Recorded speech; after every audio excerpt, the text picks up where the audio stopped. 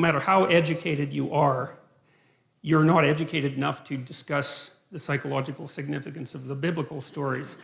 But I'm going to do my best, and partly because I want to learn more about them. And one of the things I've learned is that the best way to learn about something is to talk about it. And when I'm lecturing, I'm thinking, I'm not trying to tell you what I know for sure to be the case, because there's lots of things I don't know for sure to be the case. I'm trying to make sense out of this, and I have been doing this for a long time. Now,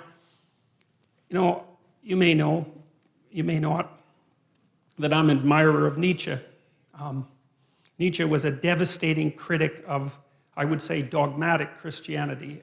Christianity as it was instantiated in institutions, I suppose, although he's a very paradoxical thinker, because, for example, one of the things Nietzsche said was that he didn't believe that the scientific revolution would have ever got off the ground if it hadn't been for Christianity, and more specifically for Catholicism, because he believed that over the course of really 1,000 years, the European mind, so to speak, had to train itself to interpret everything that was known within a single coherent framework.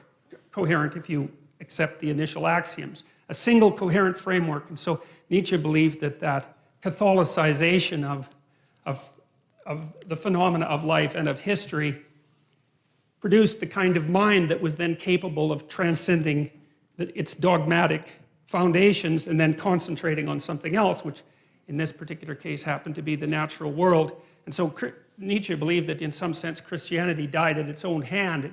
It had spent a very long period of time trying to attune people to the necessity of the truth, absent the corruption and all of that that's always part of any human endeavor.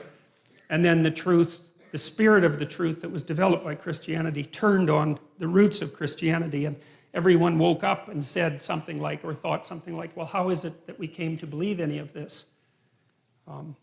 It's like waking up one day and noting that you really don't know why you put a Christmas tree up, but you've been doing it for a long time, and that's what people do. And there are reasons that Christmas trees came about, but the ritual lasts long after the reasons have been forgotten. So now Nietzsche, although he was a critic of Christianity and also a champion of its disciplinary capacity, because you see, the other thing that Nietzsche believed was that it was not possible to be free in some sense unless you had been a slave. And by that he meant that you don't go from childhood to full-fledged adult individuality.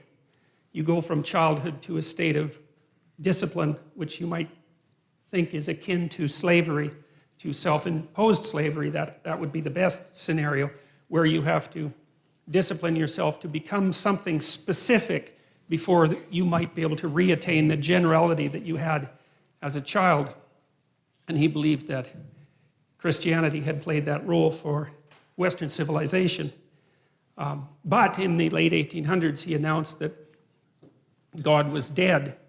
And you often hear of that as something triumphant. But for Nietzsche, it wasn't, because he was too nuanced a thinker to be that simple-minded. See, Nietzsche understood that, and this is something I'm going to try to make clear, is that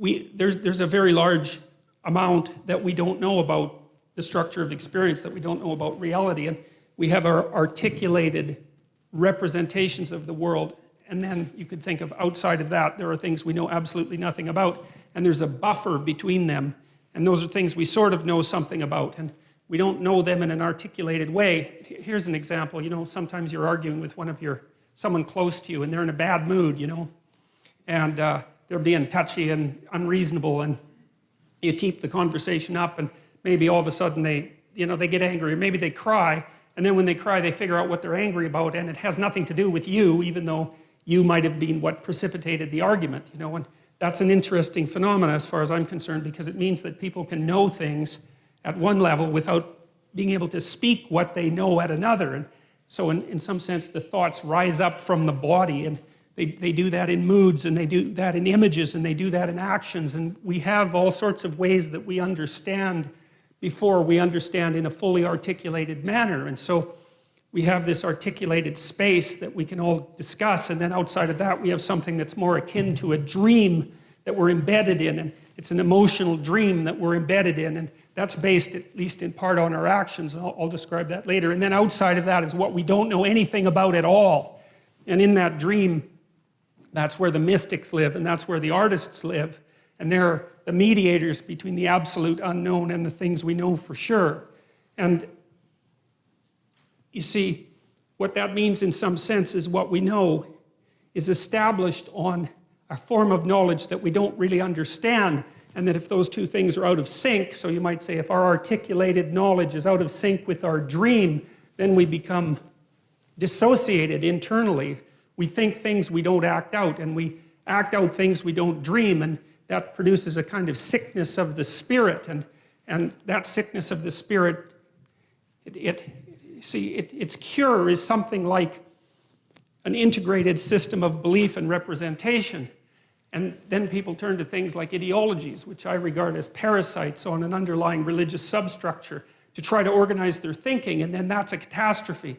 And that's what Nietzsche foresaw. You see, he knew that when we knocked the slats out of the base of Western civilization by destroying this representation, this God ideal, let's say, that we would destabilize and move back and forth violently between nihilism, let's say, and the extremes of ideology. He was particularly concerned about radical left ideology, you know, and believed and predicted this in the late 1800s, which is really an absolute intellectual tour de force of staggering magnitude, predicted that in the 20th century that hundreds of millions of people would die because of the replacement of these underlying dreamlike structures with this rational but deeply incorrect representation of the world. And, you know, we've been oscillating back and forth between left and right in some sense ever since, and, you know, with some good sprinkling of nihilism in there and despair. And in some sense, that's the situation of the modern Western person, and increasingly of